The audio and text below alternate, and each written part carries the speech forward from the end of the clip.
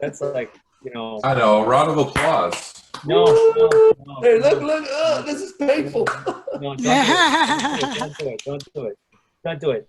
Well, because tonight, I'm going to turn it on its head. Tonight's it's definitely not about me. It's definitely all about you guys. Okay. I mean, the fact that when Rick asked me, so hey, so what can we do for him? And I said, that everybody say, so coach, can I ask you a question? And I said, how can we help people prepare for being in that position? So if everybody came in here, because I know there were certain people, we were talking about it earlier, certain people were running a competition to try to figure out how to stump the old guy, okay? And I go, not going to happen. And the reason I knew that it was not going to happen was because I was going to flip this on its head. And the point of tonight's session is I want to start a conversation of, some of you guys have been with us for a long time. Some of you have been with us just recently. Some of you guys are doing, this role, and some of you guys are exploring, this role. What does an agile coach do? Who the hell is this guy? Or this person? Who the heck are they? What is it different than a scrum master? Is it a scrum master with a couple of bars on their shoulder, or maybe a cape? I don't know. Cape. So I want to flip it on its head. Okay, I want to flip this on its head, because realistically speaking, all this started from a post that Art and I started, but we never quite kept going. So I kind of want to reinvigorate it and maybe kick it off again, which is, so you want to be an agile coach, huh? Because a lot of you guys have come to our classes and other trainers' as classes, and upskilled yourselves and enriched and expanded your capabilities. Okay, so I kind of again wanted to flip it a little bit on its head and start off the conversation with Jesus. Are you here? You ready to go? No, but I'm here. Hey Lou, can you hit them up with the first question? Yes, sir. Awesome. So let me know when you see my screen. Sorry. You guys could go to that poll and look at the question, okay? And ask yourself, okay? So I'm not going to start with an agile coach. I'm just going to say a scrum master, okay? When people go hit up this person, what kind of questions do you think they naturally are asking of this person? Is it about people? Yeah, so-and-so on my team, they really stink. They're a jerk. Is it process? How come we have to ask 12 people to move something into production? Or is it about tools? Hey, is there a better tool than Jira? So I want to hear from you guys. When a Scrum Master gets a question asked to them, what is it usually about? Is it about people? Is it about process? Or is it about tools? So take a minute. I'd like to hear from everybody. Okay? I'd like to hear from everybody. Hey, Lou, you know how many people are asking questions, or rather answering it. So if you can tell me when we have at least, say, 11 people, because I see there's 16 of you in here, 11 people answering, because I'm removing myself and Rick from the voting. Rick doesn't get a vote. Okay. So let me know when we hit about 11 people or 10 people. Is anybody having issues accessing the poll EV? I'm having a problem, but I think it's user related. Oh, okay. It's a picnic problem. Yeah, exactly. Okay. Pop-up blockers usually are the cause of most picnic problems nowadays in browsers. So, okay. Whoa. Okay. Well, that was interesting. It started off with being completely a people. Patrice, somebody could vote on behalf of Patrice to vote for a process. I don't think I can. It says clear last response. So if I vote, okay, we've already voted, it'll clear ours. Ouch. Okay. All right, Patrice. Well, I'll tell you what, I will vote on your behalf. How's that? All right. Awesome. Okay, so by the way, do you guys know what I'm doing right now as I do this? As I go to poll EV? You guys think outside the box for a minute. What am I doing by doing it? By doing this for Patrice? Skewing the results. Resolving an impediment. Involving in, yep. Oh, Awesome. vote goes to Omar. Omar, he's quick on the draw. Resolving an impediment. I'm resolving an impediment. Okay. Well, that's a very interesting distribution. People, process, and tools. Okay. So let me ask you this question. Okay. Is something about your process something that a Scrum Master or an Agile coach can do something about? Flipping it on the head. Is process something a Scrum Master or Agile coach can do something about? That's a serious question. And you as a Scrum Master do it. Godwin, go for it. Yeah, I think you can, if the process is already there, but they're not being followed properly, you could do something about it. You could redirect. Okay, there you go. Okay. The question is then, add some new ones as well. okay. The question then becomes, okay, what to do about it? Okay. Well, what does a Scrum Master or an Agile coach do? Do what I'm doing to you. Flip it on its head. The question then becomes is, what do you think would be useful to you to make it better? Okay? Because if a Scrum Master, an Agile coach does anything, okay, it's 4 words. And I want you to write this down and memorize it. Ready? Help make things better. Make what better? I have no idea. There's not enough context. There's not enough information.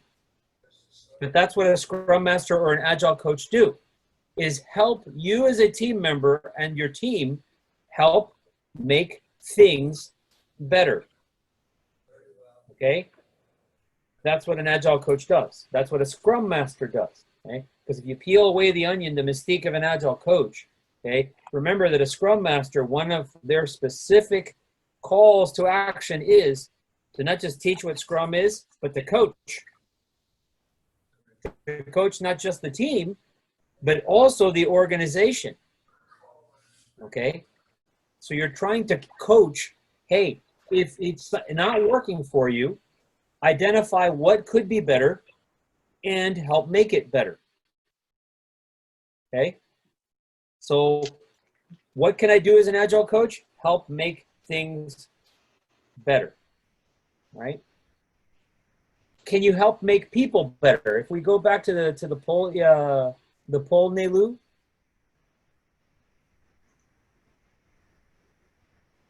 Can we make people better? Right? That's a serious question. Can we help make people better? Yes. Okay. We should. Well, we should, because we're helping making things better. The question there is what is it that needs to be better? Okay? See, the thing about being an Agile coach is that everything is all about the context and the circumstance. Okay? And all that context and circumstance isn't in your head usually as the Scrum Master or Agile coach. It's in the other person's head or the other people's heads. Okay? And you've got to start by engaging in a conversation to be able to open up what's going on that you may not know about. Now, you obviously, if you're working as a Scrum Master, Agile coach, if you're connected with your team, okay, you keep notes, you keep ideas, you make observations, you gather all that information, right? But you always have to recognize you don't have everything. Matter of fact, you have very little by comparison. Everybody else has more, okay? So what you can do is approach people where they are, okay? By establishing a rapport with them. So if you get into a circumstance where they can trust you, where they can come to you and ask you, Coach, can I ask you a question? Okay, you've overcome the very first hurdle. You've established enough of a rapport where they feel trusting you enough to actually pose a question. Maybe they even have the answer in their head, you don't know, okay? But they're looking to be heard, okay? And I want you to stop and think about that. They're looking to be heard.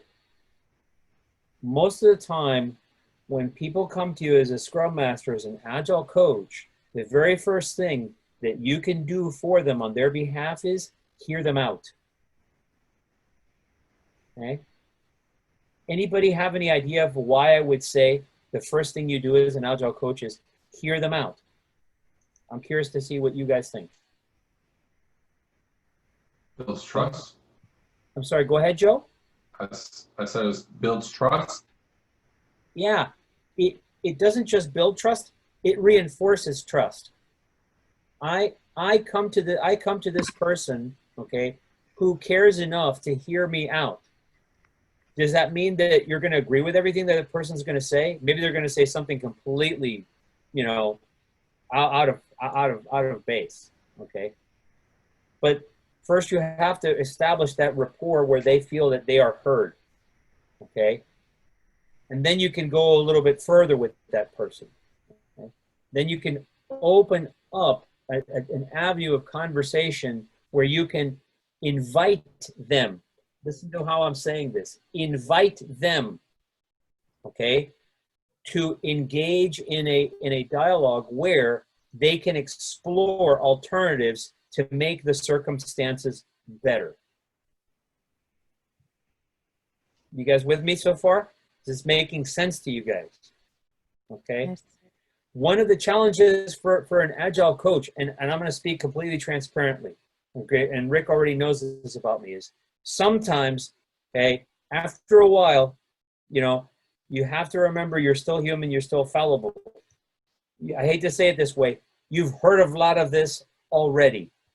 You've heard this before, probably several times, many times to where you gotta have some idea of if they think a certain way, it might not prove useful to them. But as an Agile coach, the struggle there is trying to remain neutral. Can anybody tell me why you would want to try to remain neutral? Any thoughts? Well, We're you have not to there. be you have to be objective, Yeah. and the guidance that you might give that person has to be something that will follow not only the guidelines or the company values, but it's something that they could make sure that they have full use of. Okay, Victoria, you had a thought. I was thinking, along with the being objective, is that we're really honestly not there to pick a side. We're there to move the team forward, and Okay. we're there to build their Agile IQ and really just help them along the way. So no, we don't pick a side, especially conflict resolution. Absolutely not. Okay. Yeah, we want to also keep the communication lines open. Once they see that you are accepting and of what they have to say and you value their points, they will definitely come back to you and assist you in building the team as well. Correct. All those thoughts are absolutely correct. Okay. So here's I'm going to take the screen back for a minute, Nelu, okay? Because here's an interesting dichotomy now that you guys have pointed this stuff out. Okay? The fact is that if you look at the definition of coach, you see what it says? You can look it up. It is to teach or instruct or prompt with instructions. That's the actual definition of coach, okay? Nowadays, the definition of agile coach, okay, has gotten broader, okay? It does take in some of these things, okay? but we've added these concepts called, for example, one of them, and this is non-exhaustive, okay? Powerful questions, okay? Which is to say, we ask questions to open conversation or dialogue. Now, I know some of you guys are distracted by that thing up in the upper right-hand corner that says mentor. Don't worry about it. We'll get there. Okay? We'll get there. Open the conversation and dialogue. Okay? Effectively, what you're striving to create is an invitation to engage. Okay? So as an agile coach, you need to be able to set a stage for that engagement. And as some of you guys, it's useful to remain neutral, okay? However,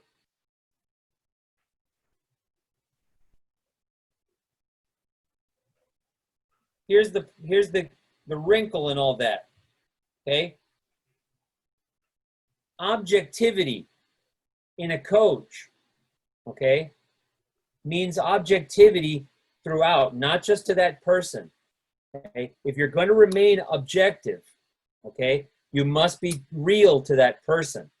Okay? And if that person has some challenges where they're not seeing some issue in themselves, you must be able to be honest with them and say, okay, I don't know how you're interpreting this, but did you consider that this about you has that impact on so-and-so or such and such? Is that logic making sense to you? Okay. So as a coach, while you try to remain neutral, you, however, have to remain objective. Okay. Because as a coach, you can't allow somebody to get into a mindset where they could potentially convince themselves of doing something which is potentially destructive. Does that make sense to you guys? You walked through their logic, but you've remained so neutral that if they have not considered their infallibility, they've now convinced them to go off and do something which is potentially going to be destructive or demoralizing to the team. You guys see that? Yeah. So you have to remain objective despite being neutral. You have to recognize at a certain point where you have to reflect truth back to that person, even if it is uncomfortable. That's a dichotomy with being neutral. Okay? That's a dichotomy with being neutral because you're not just that person's coach. If you're coaching a team, you have to respect that team as well. Because they're not there to defend themselves in your conversation, right? Is all this making sense to you guys? Do you guys have any questions about this? Because at any point, if any of this crazy logic that's inside my head is not making sense to you, I want to hear about it. Okay? Because I'm not infallible. Rick knows that already de soda. Okay? Which then leads me to this little sucker. I have a question before you move on, Marcelo. Please, Raquel, go for it. What if you have a conversation where, okay, you're being as neutral as possible, but you yourself can pick up, okay, this could have happened or be done differently. A question such as, how else do you think this could have been handled? What is another way in which you could handle this particular instance or difficulty? Is there a good way you can ask that question as well? How could we have done this differently? Well, here's one of quote unquote tried and true methods that I apply. Okay. When I coach, okay, this is kind of like back in my day, there used to be the American Express card commercials where they would say, don't leave home without it. The American Express card. I don't know if you guys ever seen those commercials. Well, this is kind of like the coach's American Express card. It's called a working agreement. Okay.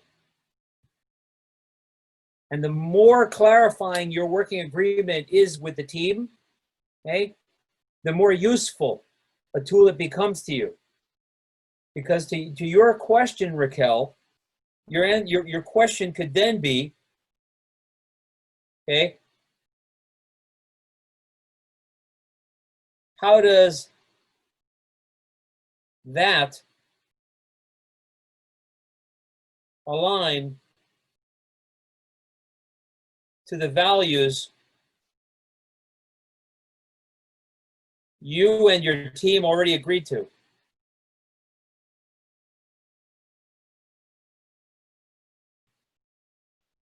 In other words, they've already got a construct to help them sort through it and chunk through it, and you're simply turning around and inviting them back to use something they had their own hand in making.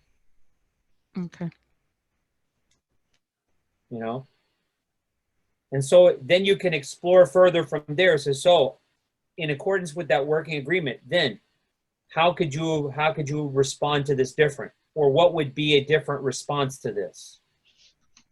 Does that make sense? Yes, it does. Awesome. Awesome. Okay. And since I always have a plan, by the way, that's part of the plan. Okay? Because as a coach, okay, when you're starting out with a team, okay, even if they've been together for a while, okay, you're a new variable. If you're their coach, if you're their scrum master, you're a new variable there. Okay? You're going to build a different molecule just because you're there. Okay? So my first question when I show up with a team, I go, so, hey guys, what's your working agreement so I know what's cool, what's not cool, what we need to talk about, and if there's any consequences, what those are. Okay? If any of you have ever been to one of my Scrum classes, you know that we start the class up that way. Okay? What's cool? What's not cool? What do we have to discuss and decide? And then what are the consequences? I know at least one of you has built one of these things with me live before COVID. Okay? Before COVID. Right? So as I was saying, as a coach, when you come into a team, you have to have a plan. You can't just equip yourself with questions or powerful questions, okay? Because quite frankly, any question is powerful if you phrase it in a way that's open and invitational, okay?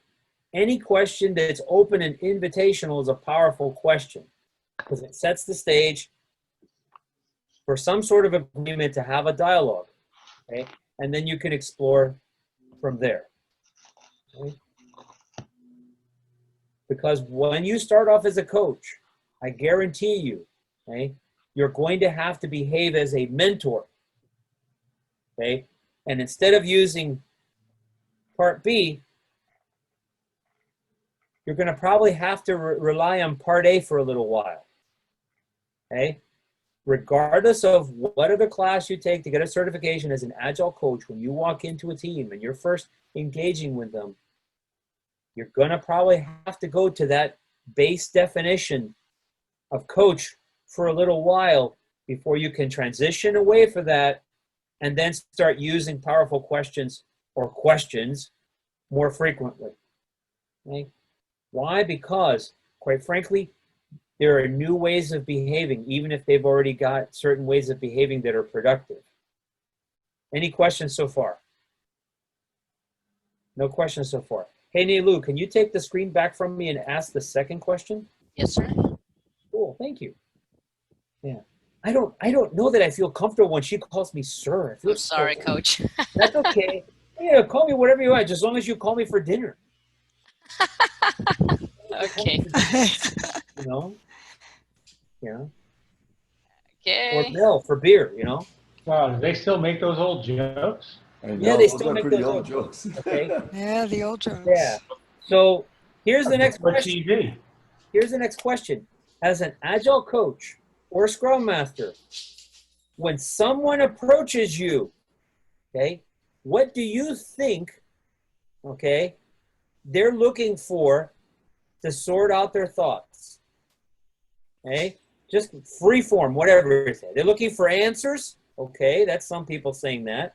I want to see what other people think. I just wanted to put it free form and not necessarily vote. I just want to see stream of conscience, what people say.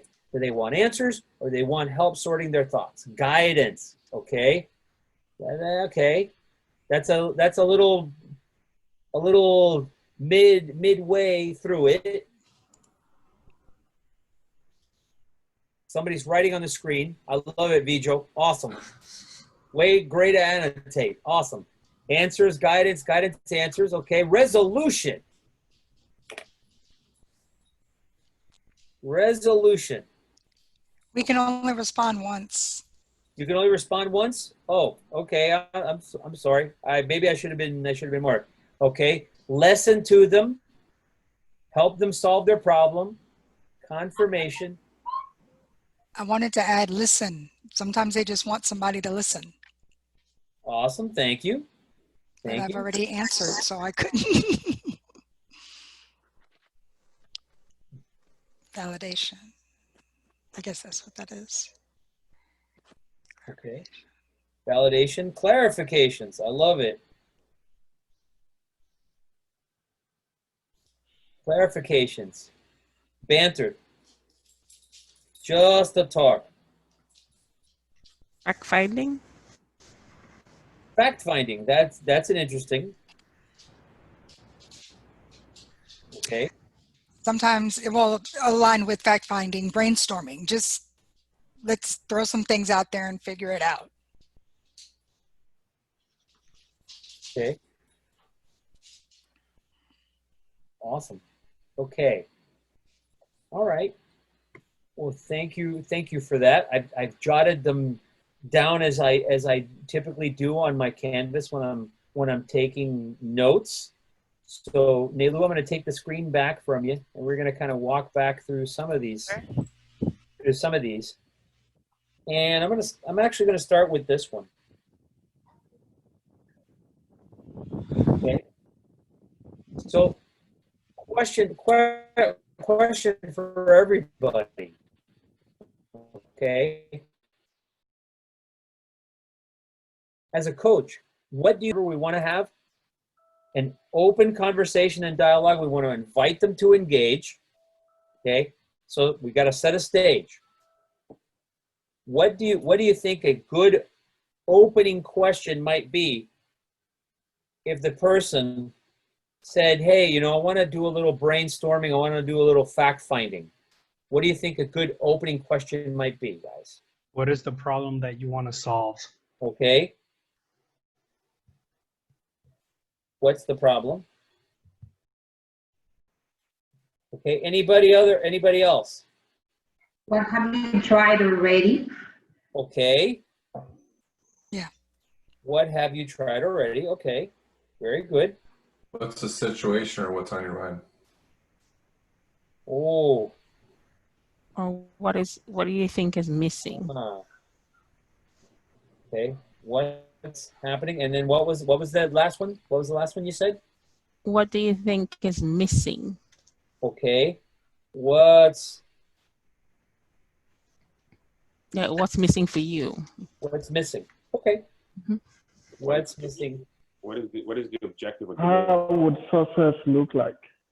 Yes. What's missing for you? I like that. Who said that? Good one? How would success look What like? does success look like? Yeah. Yes, I like that. Forgive me just a second. I apologize. You go open the door for your mother. I'm in the middle of this. My wife is at the front door. I set the stage with my teammate to get the door when they come home with dinner, and I'm not being supported by my team.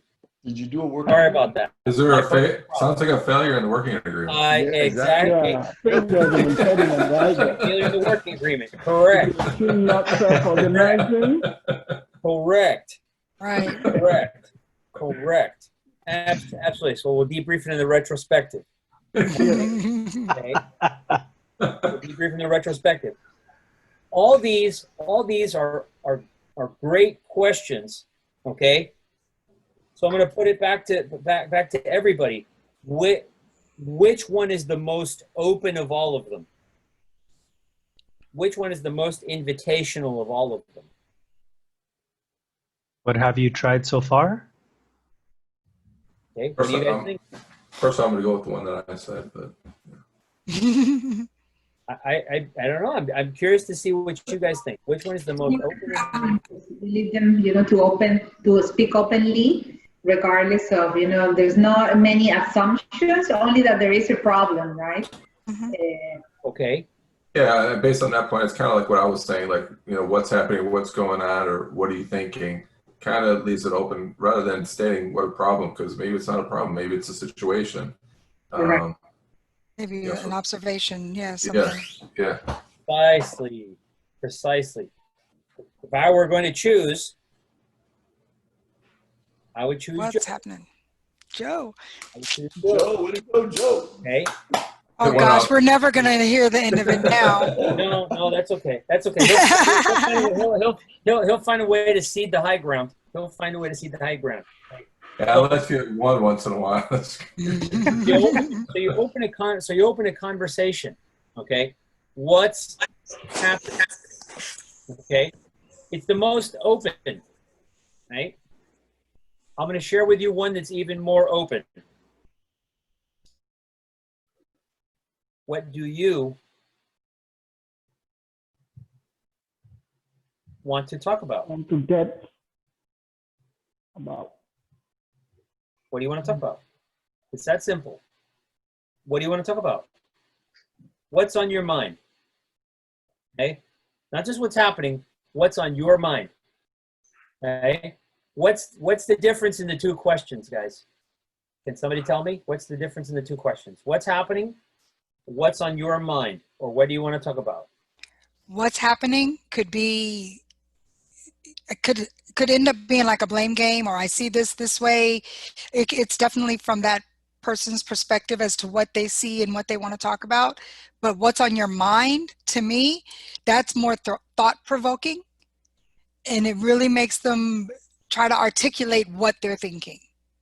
Yes. I would say it's, what's on your mind, or, what do you want to talk about? What do you want to talk about is, talking about they may describe the situation, but also how they feel about it.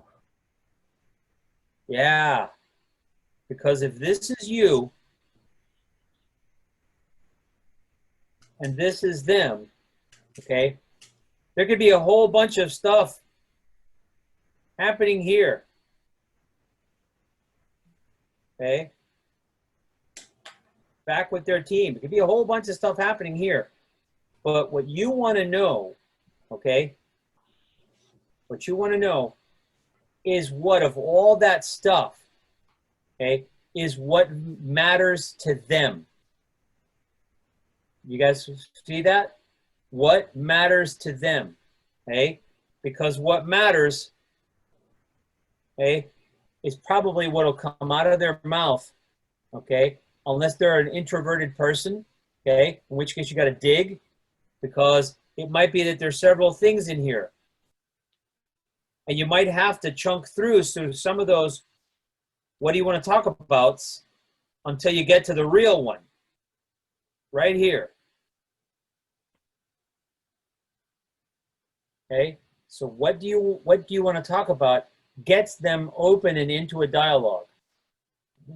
And as you're in that open dialogue with them, then you can start exploring and helping them, metaphorically separate the wheat from the chaff. Because maybe they do want to talk to you about something, but they're not ready to talk about it because they don't feel safe enough to talk about it. So as a coach, what you want to do is, after you've opened the conversation, okay,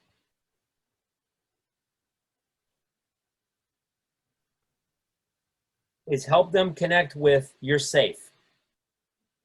I don't mean safe the framework. I'm talking about you are safe to talk about whatever comes to your mind. You're safe to say whatever you feel you need to say. okay? And as you enter that conversation back and forth with them, okay, eventually you'll get to the actual, this is what I want to talk to you about. But first you have to start with establishing that rapport so they feel safe to talk to you about something. Any questions about this?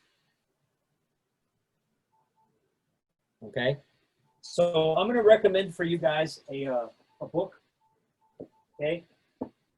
The author is Timothy Clark. You know that Rick has been asking me to give some suggestions to put in our recommended reading library. So this is one of the ones that I'm going to recommend, start off the book library with. It's called The 4 Stages of Psychological Safety. Okay, by Timothy Clark. The 4 Stages of Psychological Safety.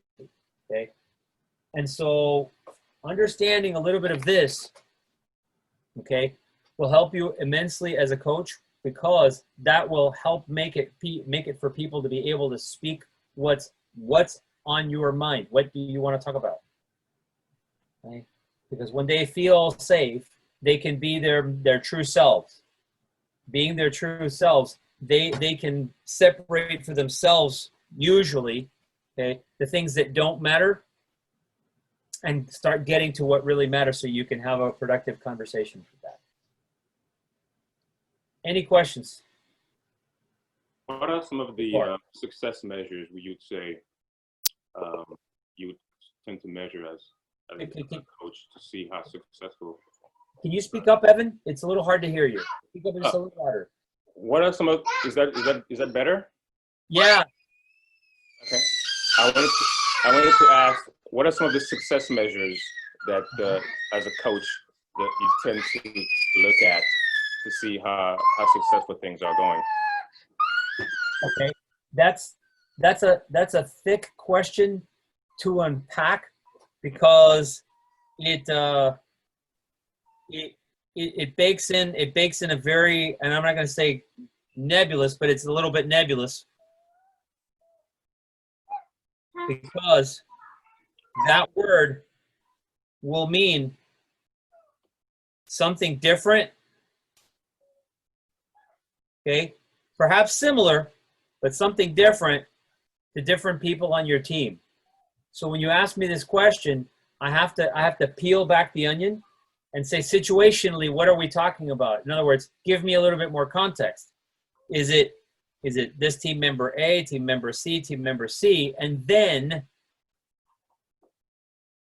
what is their personal reality?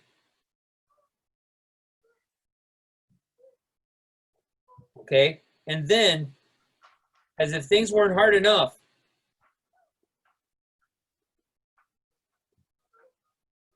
you with me so far? Mm-hmm. And then what's the shared reality between those two? What's the shared reality between those two? And if things weren't bad enough, what's the shared reality between those two? You see how this starts to get more and more complicated for you as a coach. How do you sort this out? Okay, what is a success measure when there are so many different factors involved? So can you reach out and block one for me, or do you want me to keep going down this path? And is this helping you, Evan? This certainly definitely helps somewhat, yeah.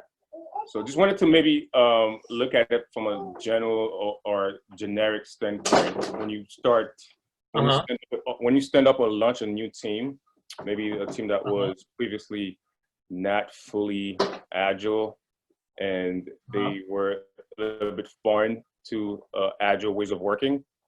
And maybe you have several other people on the team that were not supportive of the process. And how do you know that the team is norming or is forming properly?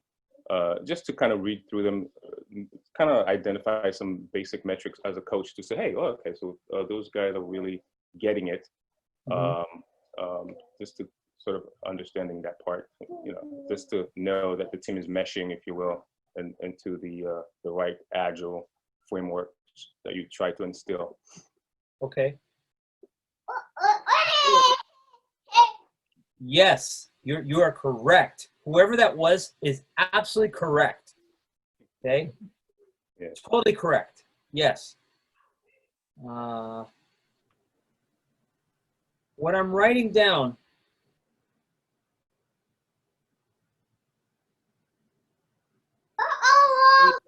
Exactly. It's uh-oh. That sounds like exciting. Because this is exciting. I know, right? I'm listening to the kid. He knows more than the rest of us.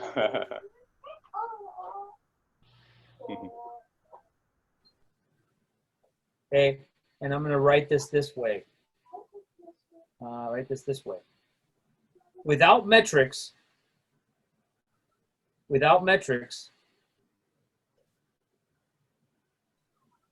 okay, what I'm writing down for you is baked off of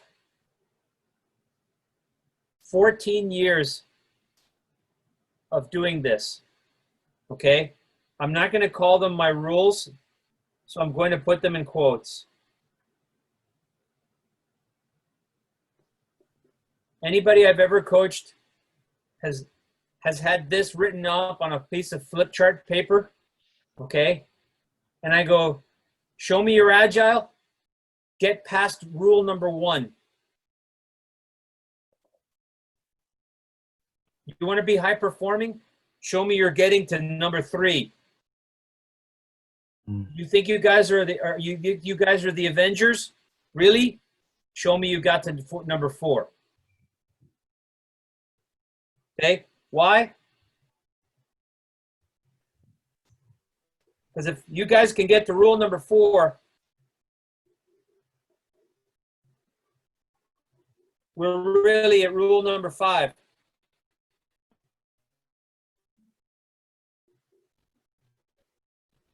Yep. Work yourself out of a job. Yep. Okay. So you want to talk about success measures? I don't have to have numbers, Evan. I don't have to have a 60 question agile maturity. Are you able to do this on your own? By the way, I take offense to the way I said you're working yourself out of a job, because once you get this this down, you're going to the next team to do it. The next team, but yeah, sometimes there isn't another team. Like if you're on a contract.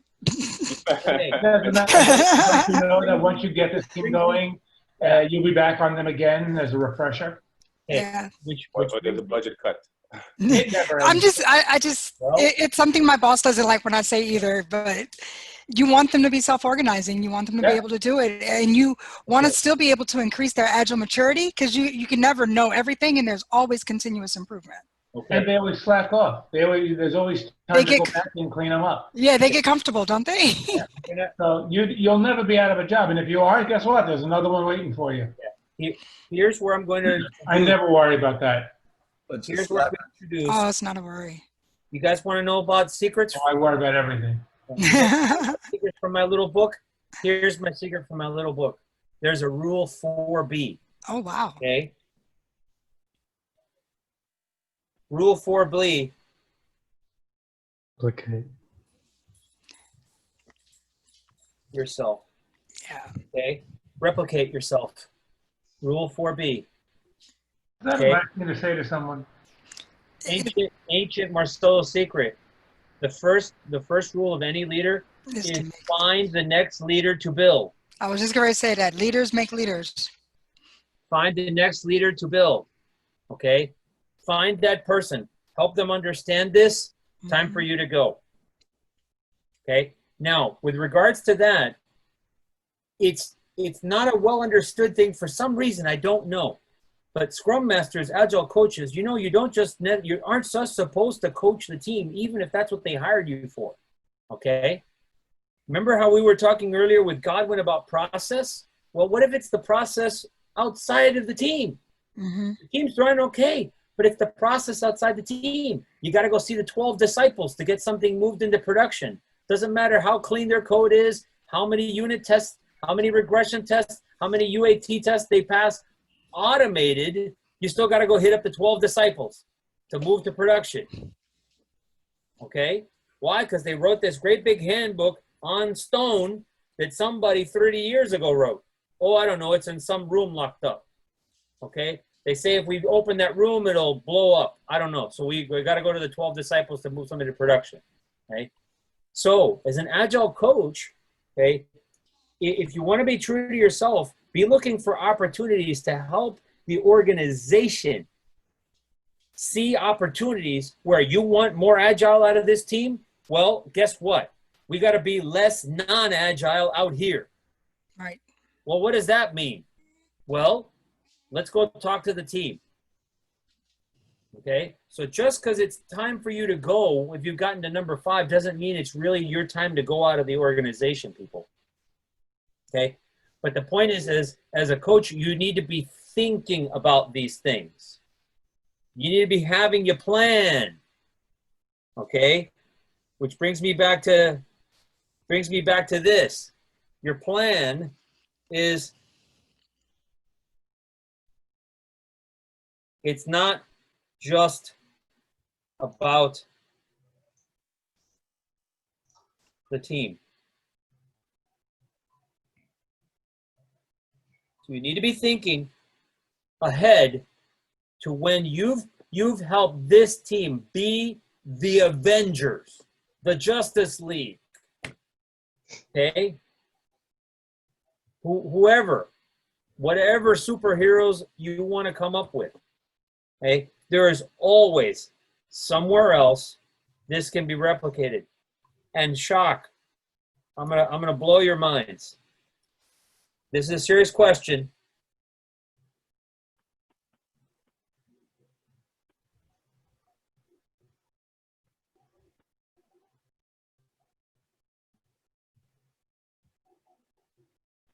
What do you guys think? Yes. Okay, I got one vote for yes. Managers aren't part of Agile. Managers aren't part of Agile. I didn't ask you if they're a part of Agile. Two for yes. 2 for yes. Are we talking about the resource manager? Or are we talking about somebody that actually has a role? Any manager. Product owner. Your name is your title is a manager. Well, everyone's part of the team, so yes. Yes, they are. Yes, I then I would say yes too. too, if they're that integrated into the team. Okay. Yeah. You guys don't want me to play you the Lego movie song, right? Yeah. Okay. The fact is that they are part of a team. The problem is that in today's matrix structure, they don't recognize themselves as part of a team. They don't function as a team. What we have today, most of the matrix structures in our organizations are we have these people. We have groups of individuals who report to someone higher. And I'm going to put it in quotes. Okay, because I'm not really sure what the heck that higher means, to be honest with you. I see it every day, but I still keep wondering to myself, what the hell does this higher mean? They get better weed? I don't know. You know, I don't know. Groups of individuals who report to someone higher. Can we mute that section? Just delete the record. Cut! Hey, we the recording. we have approved the substance. You guys are gonna have to do some editing. We have approved the substance for medicinal purposes in the state of Florida. I'm sure we can find someone who can give us a script for dispensary.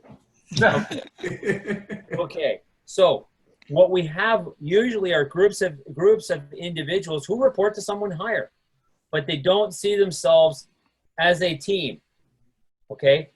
Second book to add to your Agile library, coaches. Ready? Yes. Stay with me, Rick. The 5 dysfunctions of a team. Yeah, it's in my library. All right.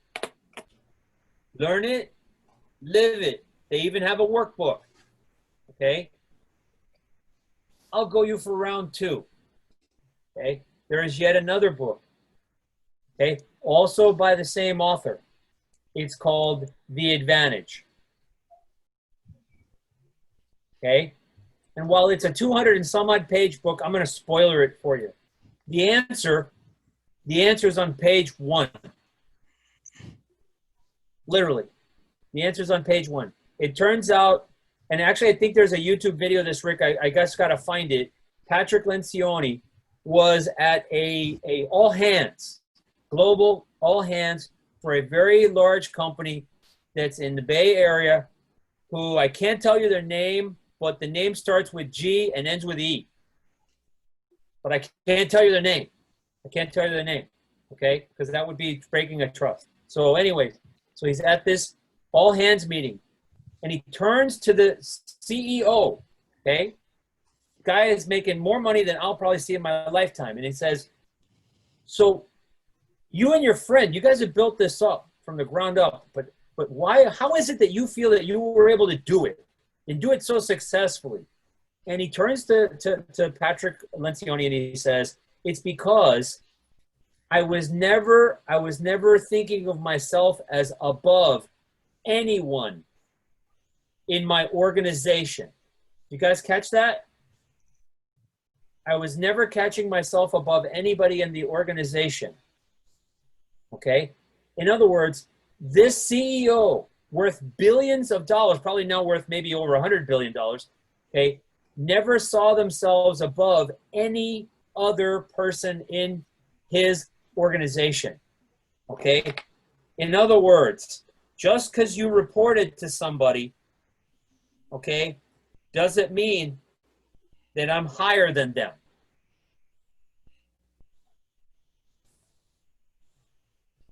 You see that? Mm-hmm. And so as a coach, that is my challenge to you guys. How can we find a way to help our leadership, watch my fingers, our leadership recognize, okay, that just because they report to you in a structure doesn't mean you are higher than them, okay, and that you should not be afraid to get your hands dirty, okay, which is effectively what that CEO told Patrick Lencioni, okay, that he would typically go down and work with his developers. He would sit with them, ask them, what are you working on? He would put up his laptop, go look at the code along with them. If they were testing something, he would sit with the QA people and test something. Okay? He would go and find out what was actually going on with the people closest to the real problem, the stuff that was actually being made to satisfy their customers. Okay? So as a coach, this is a challenge back to you guys. How can we get managers who we know that are part of a team, technically speaking, to no longer, okay, be a group of individuals?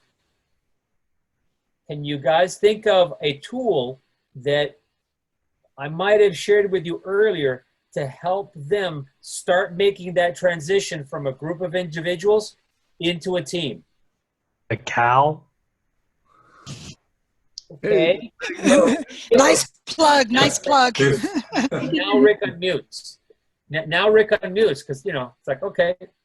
No, it's even more fundamental than that. It's even more fundamental than that. Okay. Remember I said Marcelo walks in with a plan. What is one of the first things he walks in with? Working agreement. Thank you very much, Victoria. That is absolutely correct. A working agreement. Okay? A working agreement. Step 0, actually, let's talk about that. Step 0 is, do you have a working agreement? Do you know how to treat each other?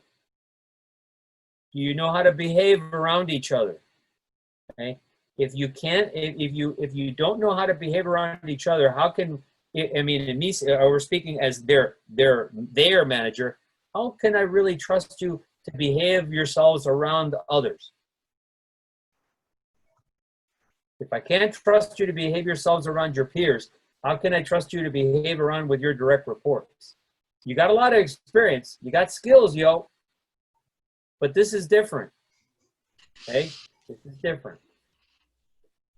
Got skills, yo. That's mad skills, Victoria. That's mad skills. Okay? And then we can help them figure out how to better talk to each other. So your working agreement, you have a working agreement with the team, and then you have a working agreement with the organization, or you try to, and then what's, Okay. so the working agreement as well could be what you and the team decide, but is there like 5 good things that should automatically belong in a working agreement, for example? You mean at the manager level, or are you talking at the team level? Both. Okay. It depends. What I will leave you with is one thing, okay? And it's a quote. There is a book. It's not as well known as his other book. Okay. Have you guys heard of The Hitchhiker's Guide to the Galaxy? Mm-hmm. Okay. Science fiction book. Mm-hmm. This is another one of Douglas Adams's books. It's not as well known. Okay. And it's about this character, Dirk Gently. He's not your typical detective. He's a holistic detective. In other words, he looks at seemingly inconsequential and disconnected things and uses those things to solve his cases. Okay? And in this particular case that this book is written about, okay, he's got a bunch of clues. There's been a murder. Okay? And he's trying to solve the murder. But at one point, he hits upon that one thing. He's able to have that conversation where the person feels safe enough to tell him, to open up and get to what really matters and tell him, this is what's going on. And that's when he is able to solve the mystery and put all those seemingly clues together, because he has the following revelation.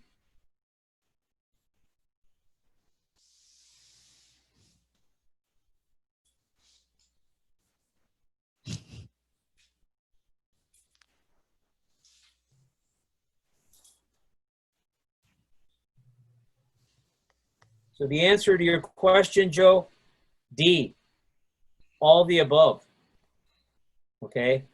The question is that you don't just have agreements or establish working agreements between, the people on a team.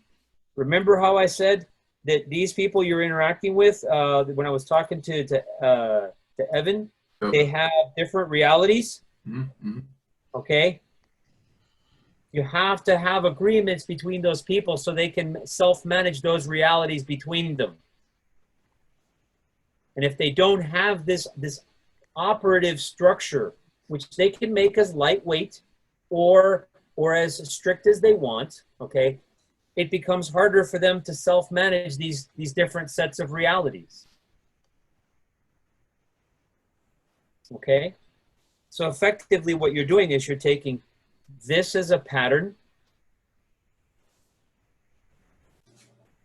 these as some tools, okay, and not just applying it to one team, but applying it to everything.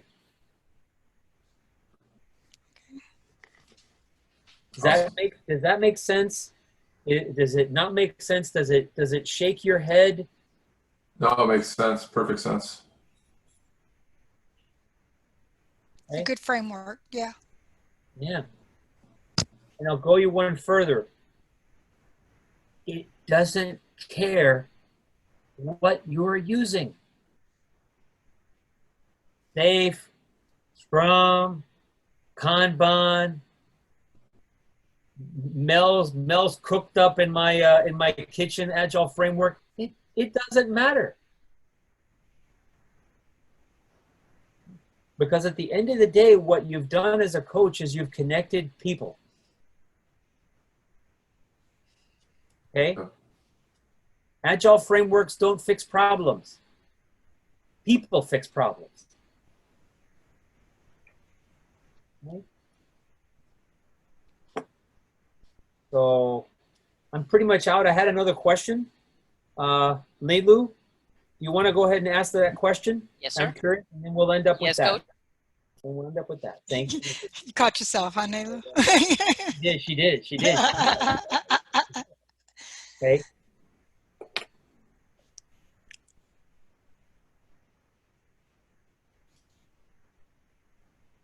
But you didn't see that one coming, guys.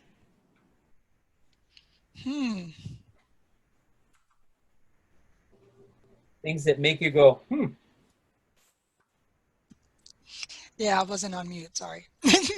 Okay, that's okay. I figured at least one of you was going to do that. What do you guys think? So someone's trying to be snarky. I'm actually asking you to try to think specifically. What do you think a scrum master or coach should say no to? Hey, that's an interesting one. Ha! Okay. Okay. We know that was Joe. We know that was Joe. What? We know that was Joe. How did you know it was Joe? That's something Joe would do. Now, if somebody else is doing it, Joe, you're a bad influence. I was good playing for everything. It's fun. It's fun. I like, can you give me the answer? I can't get past that. That's a good one. And I throw this extra thing in the backlog. And I throw this extra thing in the sprint. Yeah. That's negotiable. Yeah. I saw something fly by with an interesting word on it. Hopefully it comes back into the screen. Can you scroll down for a second, Elu, or scroll up to see? Because I think there was an answer in there that I wanted to drill down into briefly before we finish up. Actually, Victoria, what's negotiable is what comes out if I add more work in. What's not negotiable, nothing comes out. Without taking something out. Yeah. I only saw the top half. The question was specific, without taking anything out. Yeah, I only saw the top half. Sorry. There you go. Scroll down, Nelu. No. Just scroll down. Yeah. Just scroll down to that. Or did we lose it? Well, hopefully we didn't lose the answers. No. It's gonna start showing that again. Yeah. The one question I say so far here, okay, and all these have different shades to them, okay? You know, in other words, levels of no-ness. Okay? No-ness. Okay? But the one thing that is a hard no that I've seen here so far is whoever put in unethical things. Okay? Unethical things. Because as a scrum master, as a coach, okay, you know, remember, what were the 4 things I said? Help them do better, right? What do you consider unethical? That could be subjective. That's right. It could be subjective. So you've got to understand your context. Correct. Absolutely correct. But the thing is this. Help them do better. If you know your definition for what that means, Mel, you have your answer for what's unethical. Would doing this not help them do better? Okay, you have your answer there. Now you can debate how deeply unethical it is, but it just said no. Okay, so that's why I said earlier there's several levels of no-ness. Yeah, just remember you're talking to me. I'm the most unethical person there is. That is true. That's okay. We'll work on that. Okay. Can we mute him for the future conversation? That's not right. That's unethical. Yeah. Well, and I'll talk briefly something about that third one there. So can you do something about him? Okay. This is a question I get asked as a Scrum trainer. Can a Scrum Master remove someone off the team? We should, but The team has to decide. No, the team has to do it. The team. I've never had that come up. Okay, think of what the Scrum Master is there to ensure that impediments are being removed. If there's a clear case that someone is being toxic within reason and in non-violent form. Oh. Of course, I know not to complain. In non-violent form, okay? What if we're pouring concrete that day? No, Mel. Damn. Bad Mel, no. That sounds like a mob hit. I was going to say, are you from New York? I told you I had ethics issues. Yeah. You can within obviously OSHA regulations, take on the mantle of helping that person transition to some other position if there is no way to reasonably resolve the differences that are keeping that team from becoming better. Okay, now obviously that's an extreme case, but the answer is yes, technically they can. Okay, technically they can. Now the question here is not to say no, but what have you tried? And you guys obviously know a construct that I've already suggested you guys can use to help the team self-decide for itself if there really is no other way out. Right. Okay? So, I kind of can you do left it, this question so you guys can theorize for yourselves where the boundaries of an Agile coach or Scrum Master are. And so Marcelo, if the team says they don't want to let go of this person, and you feel this person needs to go, what's the decision there? Not my call. Okay, they have to own it. They are adults. It's not my call. So you guys are still okay with this? You own the decision. I'm here to help you find better. If you think this is good enough, that's your call. That's your call, not the Scrum Master or coach's call. Cool. Yeah. Hey, I want to thank those you guys that came here bravely and sat through this for an hour and something with me. I hope you found something useful, because at the end of the day, it's really not about me. This was about, you guys. This was about, so you want to be an Agile coach, huh? All right. There you go. Great job, Marcelo. No clapping. Awesome. Awesome.